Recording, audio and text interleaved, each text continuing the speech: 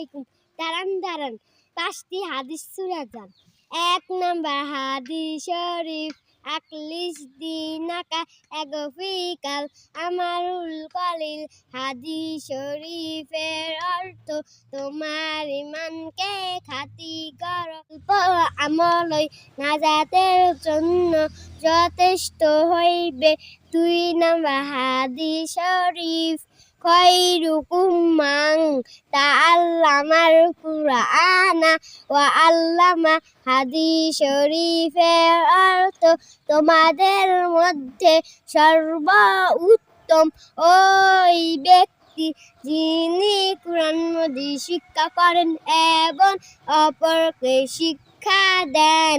3 number হাদিস শরীফ, তালামুল ইলম ফারিদাতুন আলা কুল্লি মুসলিম।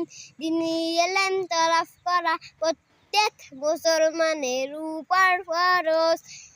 4 নাম্বার হাদিস শরীফ, আদ-দুহুরু শাতরুল ঈমান। পবিত্রতা ঈমানের অঙ্গ। 5 নাম্বার হাদিস শরীফ, মিফতাহুল জান্নাতিস সালাহ। নামাজ বেহেশতের চাবি। আসসালামু আলাইকুম।